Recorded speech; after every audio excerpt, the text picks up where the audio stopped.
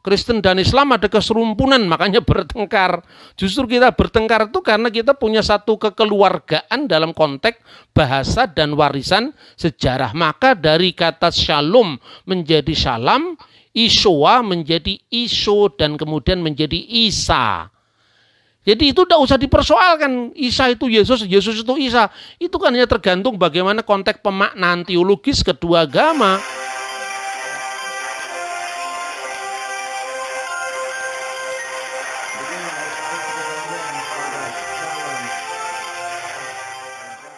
Sekarang untuk perjanjian baru. Kita memiliki lebih dari 5.000 naskah asli kitab suci. Artinya naskah dalam bahasa asli kitab suci. Baik itu yang berbentuk kodek, ya, jilitan yang sudah utuh, ya, seperti kodek Vatikanus, kodek Alexandrinus. Lalu lebih kuno lagi dalam bentuk papirus, itu bahan kertas yang banyak digunakan di Mesir, di Sungai Nil, dari pohon papirus. Maupun dalam bentuk leksionari, kutipan-kutipan singkat atau hafalan-hafalan teks untuk peribadatan liturgis. Mungkin teman-teman yang Protestan harus belajar gereja ortodok karena tradisi menghafal teks kitab suci itu hanya tradisi liturgis dari gereja kuno. Kalau gereja-gereja modern tidak terlalu terbiasa menghafal teks dalam konteks liturgis. Kalau di Syria bacaan liturgis itu namanya Keryana. Keryana terdiri dari surta dan ata, ya. Pasal dan ayat itu bacaan leksionari itu Keryana. Nah, ada beberapa teks itu yang hanya berjarak belasan tahun dari penulisnya. Misalnya ini Papirus 66. Jadi setelah di situ terakhir Injil Lukas Euangelion kata Lukan, lalu di situ Euangelion kata Yohanes in arki in holokos ki holokos in prostontion kitios in holokos. Ini persis dengan apa yang kita lihat dalam bentuk modern yang di sebelah kanan. Sementara itu naskah berasal dari tahun 120 Masehi. Ada yang lebih kuno lagi dari tahun 115 Masehi. Sementara Yohanes anak Zebedius, penulis teks ini, meninggal di Efesus tahun 96 Masehi. Naskah-naskah ini banyak ditemukan di Mesir. Ya, tidak ditemukan di Eropa, ditemukan di Mesir, ditemukan di Timur Tengah. Lalu ini contoh perbandingan time gap atau jarak penulisan dari naskah-naskah tertua yang ada dalam sejarah, misalnya tulisan Herodotus, Plato, Tacitus, Pliny Secundus, Aristoteles. Sebetulnya harus jujur dikatakan, uniknya tidak ada satupun naskah kuno termasuk Aristoteles, Tacitus, Kaisar, Plato yang menandingi jumlah naskah perjanjian baru. Padahal itu di masa penganiayaan. Bisa kita lihat ada 5.000 naskah lebih dan itu hanya ada yang berjarak belasan tahun, puluhan tahun. Sementara ketika kita membaca Plato jaraknya bisa 1.300 tahun, jaraknya bisa 1.400 tahun. Aristoteles itu jumlah naskahnya hanya 7, jaraknya 1.300 tahun. Ini ketika kita bicara tentang arkeologi teks-teks kitab suci. Kemudian ini bentuk kodek Vatikanus. Ya, ini estimasi penulisan kitab perjanjian baru yang semua sudah selesai ditulis pada akhir abad pertama. Dan itu juga tidak hanya dibuktikan dari naskah-naskah asli kitab suci yang jumlahnya sangat melimpah, tapi juga kutipan-kutipannya, ribuan ayat yang dikutip oleh generasi murid-muridnya para rasul, yaitu apostolic fathers atau disebut Abba ar-Rasuliyun. Biasanya di kalangan gereja modern memang tidak mengenal ini. Kalau di gereja kuno itu ada, kalau dibandingkan di Islam itu ada tradisi transmisi teks seperti sanad di hadis itu. Kalau di gereja kuno ada itu, jadi Yesus, murid-murid 12 rasul, murid-murid 70 rasul, murid dari muridnya Yesus misalnya itu adalah Ignatius dari Antioquia, meninggal tahun 107 tanggal 22 Januari. Kemudian Polikarpus dari Smyrna meninggal 20 Desember tahun 156 hari Sabtu jam 4 sore. Itu ada catatannya semua yang namanya Sinaksarion, dan itu bisa membantu dalam studi perjanjian baru. Karena itu ketika muncul ya buku yang namanya Injil Yudas, ini sesungguhnya bukan orang Kristen tidak mau menerima, tapi memang kitab-kitab ini tidak memenuhi standar sejarah, karena ini ditulis paling tidak generasi keempat setelah Yesus.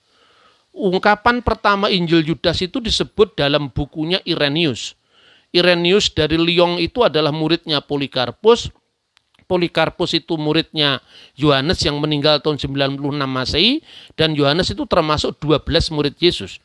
Jadi waktu Irenaeus menyebut adanya Injil Yudas, sesungguhnya saat itu bukunya belum ditemukan, tetapi sudah dirujuk bahwa ada sekte Kain yang membaca buku yang dinamakan Injil Yudas. Tetapi baru tahun 1940-an 5 itu ditemukan pertama kali, gelombang pertama adalah penemuan Nag Hammadi yang kebanyakan naskah-naskah gnostik, dan baru-baru ini ditemukan Injil Yudas yang heboh di Eropa itu. Padahal yang punya naskah jadi tidak pernah heboh. Anda bisa datang ke Kairo, ke Museum Koptik ya, namanya Injil Thomas, Injil Maria Magdalena, Injil Filipus, itu dikoleksi di gereja Koptik dan tidak pernah heboh seperti National Geographic saya kira. Nah, kemudian gereja kuno mempertahankan keaslian naskah itu melalui apa yang disebut successio apostolik. Jadi kalau penulis itu tidak memiliki hubungan dengan murid-muridnya Kristus, itu enggak diakui. Makanya Irenaeus, uskup Lyon itu pernah menantang, saya bisa menemukan daftar para uskup yang dilantik oleh murid-muridnya Kristus siapa saja yang tersebar di seluruh dunia. Nah, oleh karena itu ketika menghadapi kelompok-kelompok yang artinya anti historis tadi, anti sejarah, maka kelompok ini membenarkan klaimnya dengan pemahaman tentang wahyu yang ahistoris. Misalnya, inilah rahasia wahyu yang dikatakan Yesus dalam percakapannya dengan Yudas seminggu sebelum kematiannya. Kenapa Yudas yang dipilih? Karena dia tidak di cross check lagi karena dia mati. Begitu juga Thomas dipilih, selalu ditunjukkan Injil rahasia, Injil rahasia. Untuk apa kata rahasia itu? Untuk menghindari cross check dari saksi sejarah.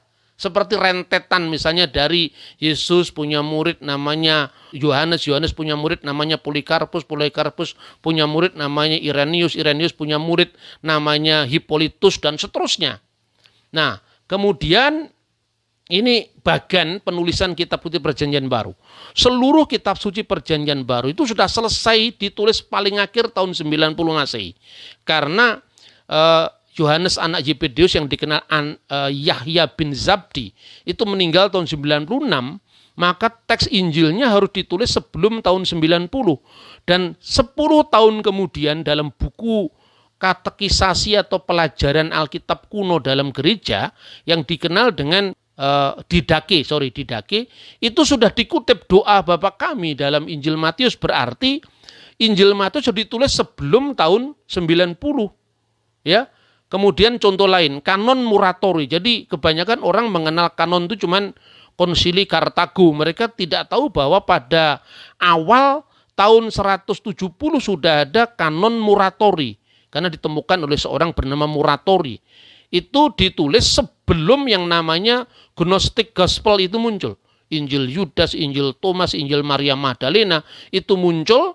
Dan semua dibuktikan oleh tulisan-tulisan para bapak gereja yang memiliki kesinambungan, atau kalau minjam istilah Islam memiliki sanad dengan Yesus. Misalnya Irenaeus ya, dan seterusnya. Jadi ini saya hanya menyajikan bagaimana perspektif gereja kuno yang mungkin tidak dipahami oleh para teolog modern yang justru terjebak pada ungkapan back to the Bible itu seolah-olah diartikan terlepas dari fakta sejarah. Nah, kemudian terakhir sekarang, bagaimana kanon Markion? Ada seorang pemimpin agama yang memisahkan diri dari gereja namanya Markion. Markion itu membuat koleksi kanon sendiri, tetapi kanonnya diambil dari Perjanjian Baru. Pertanyaannya, padahal Markion itu pandangan-pandangannya sejalan dengan Injil Yudas, Injil Thomas, Injil Maria Magdalena, Injil Filipus. Pertanyaannya, kenapa Markion tidak mengutip saja Injil Maria Magdalena, Injil Filipus, Injil Thomas? Karena jelas Injil Thomas belum ada, Injil Maria Magdalena belum ada, Injil Filipus belum ada, karena yang ada cuma 27 kitab sejak abad itu minimum tahun 140 Masehi, maka dia harus memotong-motong kitab suci, maka gereja yang berhak atas kanon itu mereaksinya dengan membuat kanon. Pertama itu adalah kanon Muratori, kemudian pada abad berikutnya surat Paskah Athanasius Alexandria, kemudian baru Konsili Kartago. Nah, kemudian satu hal yang mungkin ini gagal sering dipahami dalam konteks dialog adalah kekristenan itu muncul dari masyarakat multicultural, multilingual. Ini seperti disebutkan dalam teks dalam kitab Nabi Yesaya, yang kemudian juga itu dikutip di dalam Injil Matius pasal 4 ayat 5. Bahwa Sang Mesias itu berkarya di Galilea, wilayah bangsa-bangsa. Dan jalur yang ditulis di situ adalah Derek Hayam, jalan ke laut, artinya Via Maris, laut tengah itu, Aver Hayarden, seberang sungai Yordan. Ya, kata Aver itu bahasa Arabnya Abara, menyeberang, seberang sungai Yordan. Gelil Hagoyim, Galilea wilayah bangsa-bangsa. Karena warisan multilingual seperti itulah, maka kekristenan itu tidak bisa identik dengan satu bahasa tertentu. Ini misalnya, di inskripsi salib Kristus itu tertulis dalam bahasa Ibrani, misalnya, Yeshua Hanaseri Melek HaYehudim. Dalam bahasa Yunani, Yesus Hunasorios Hubasilios Ton Yudayon.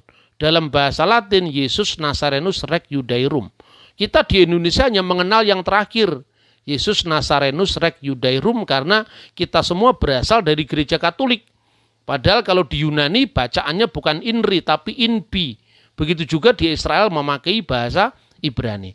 Nah, masyarakat zaman Yesus itu memang masyarakat multilingual, makanya nama Yesu Aramaik ya atau Suryani dari Yesua HaMasiah menjadi Yesu Mesiha, lalu dieja menjadi Iyesu, lalu menjadi Yesus dalam bahasa Aram. Dan problem seperti itu tidak hanya terjadi pada Yesus, tapi Petrus yang satu orangnya namanya 3 bahasa, yaitu Kefas bahasa Aram, Kepa bahasa Aram, Petrus bahasa Yunani, kemudian Simon bahasa Ibrani. Saya juga Bambang bahasa Jawa, Nur bahasa Arab, Sena bahasa Sanskerta, karena saya lahir di masyarakat Jawa.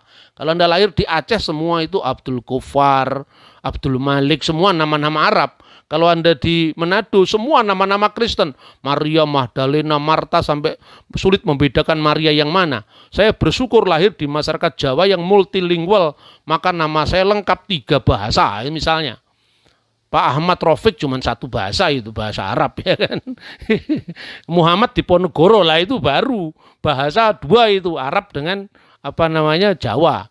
Meskipun Yesus sehari-hari sering bercakap-cakap dalam bahasa Aramaik ketika mengajarkan doa, misalnya Abun de Basmayu atau Abana Lati fis samawat, ya bahasa Arabnya. Tetapi ketika diyunanikan, kemudian karena waktu itu bahasa Yunani menjadi lingua franca, bahasa internasional, dan bahasa Latin adalah bahasa administrasi kerajaan. Maka sejak awal liturgi Kristen itu mewarisi liturgi Yahudi. Misalnya, liturgi Paskah Yahudi itu jelas kalau misalnya Simoneh Esrah itu pakai bahasa Ibrani. Baruch atah Adonai Eloheinu melek haolam Elohe Avram Elohe Yitzhak Elohe Yakub Magen Abraham, jelas pakai bahasa Ibrani. Tapi ketika mengangkat roti dan anggur Paskah Yahudi, mereka mengucapkannya bahasa Aram. Ya, halakma annea diakalu afaktana bi'ar amisraim. Inilah roti sengsara yang dimakan oleh nenek moyang kita di Mesir, itu pakai bahasa Aram. Tatkala mereka mengucapkan doa Kades, bahasa Aram. Ya, setelah doa Kades, ya yikadal wejid kadas merababi alma, kemudian pakai bahasa Ibrani. Ose salom bim romai, huya ase salom alainu, pakai bahasa Ibrani lagi. Warisan multilingual itulah yang kemudian diteruskan oleh kekristenan dengan perjanjian barunya. Nah, setelah bahasa Aramaik itu berkembang di lingkungan Kristen Syria, namanya menjadi Suryani. Jadi Suryani itu adalah bentuk Kristen dari bahasa Aramaik. Dan itu memang berasal dari Syria, baik itu Syria Ortodoks, Syria Maronit di Libanon, Semua yang jelas tidak ada di Jakarta, tidak ada di Eropa, yang jelas itu kebanyakan semua di Timur Tengah. Maka ungkapan Yeshua Mesiha, kata sandangnya Hamasiah, kalau bahasa Arab Al-Masih, bahasa Ibraninya Hamasiah, itu dibaca di belakang Yesu Mesiha. Misalnya ya, ketaba di iliduteh, inilah silsilah tolidot iliduteh. De Yesu Mesiha breh de David breh di Avram. Inilah silsilah Yesus Kristus, Yesu Mesiha, anak Daud, anak Ibrahim. Salah satu dialek Suryani Timur ya, itu biasanya kadang-kadang misalnya Shema Yisrael dibaca Shema Israel. Huruf Yod kadang-kadang berubah menjadi huruf alif atau kadang-kadang hamsah ain. Maka ungkapan Yeshua menjadi Isoa, dan itu tertulis dalam buku yang terjemahan dari Mikael Al-Suryani dalam terjemahan Flavius Josephus dalam bahasa Arab. Di situ fi hadzal zaman yaisu rajulun hakim ismuhu Isoa. Nah, kata Isoa itu dari kata Yesua, seperti Yismael menjadi Ismail, Yesua menjadi Isoa, lalu huruf vokalisasi wawu panjang, misalnya Shalom, Shin, Lamed, Vav, Mim, Shalom, itu kadang-kadang menjadi Shinnya menjadi Sin. Jadi Shalom menjadi Shlomo, bahasa Aramaik, lalu menjadi Salam. Vavnya, wawunya menjadi alif. Jadi bukan lagi Shalom alaihim, tapi Assalamualaikum dalam bahasa Arab. Ini sebetulnya korespondensi bunyi yang wajar, tidak usah diperdebatkan karena ini warisan bersama yang sesungguhnya harus kita syukuri ya. Kenapa ada keserumpunan antara bahasa Arab, bahasa Ibrani, bahasa Aramaik? Kalau Hindu tidak ada keserumpunan sama sekali, makanya tidak pernah bertengkar. Kristen dan Islam ada keserumpunan, makanya bertengkar. Justru kita bertengkar itu karena kita punya satu kekeluargaan dalam konteks bahasa dan warisan sejarah. Maka dari kata Shalom menjadi Salam, Isoa menjadi Iso, dan kemudian menjadi Isa. Jadi itu tidak usah dipersoalkan, Isa itu Yesus, Yesus itu Isa. Itu kan hanya tergantung bagaimana konteks pemaknaan teologis kedua agama, tapi mesti dibedah dari konteks sejarahnya. Nah, Isa Mesiha, Isa Al-Masih ini terakhir, itu biasanya dikaitkan dengan sosok yang disebut Mesiha Dagala dalam bahasa Aramaik, yang kemudian menjadi bahasa Arab Al-Masihud Dajjal. Ini misalnya tertulis di dalam buku suci Kristen yang disebut Injil terjemahan Pesito atau Pesita. Misalnya tertulis Manu Dagala man huwa ad-Dajjal. Lalu dijawab ila in aina dekapar de Yesua huwa Masiha. Kecuali mereka yang menyangkal Isa sebagai Al-Masih, itulah Al-Masih Dajjal hanahu Mesiha Dagala. Dan ini yang menarik bahwa kata menyangkal Isa sebagai Al-Masih itu dekapar. Kata kafar itu sesungguhnya merupakan seakar dengan kata kafara yakfuru kufron dalam bahasa Arab. Makanya pada identitas Dajjal itu ada identitas kafir. Itu sebetulnya bisa dilacak antara kekerabatan Islam dan kekristenan Syria atau kekristenan Timur yang lain. Semoga apa yang saya sampaikan ini dapat menginspirasi, sekalipun ini bukan bukan sesuatu yang baru. Saya hanya paling tidak hanya menghadirkan saja di Indonesia sesuatu yang sering menjadi bahan perdebatan yang tidak terdidik para debater-debater yang itu bukan Indonesia itu. Itu suasana yang tidak mewakili Indonesia yang dengan warisan kenusantaraan kita yang majemuk. Terima kasih. Semoga mencerahkan dan menginspirasi untuk diskusi kita. Shalom alaikum bishem hamasiah. Assalamualaikum warahmatullahi wabarakatuh.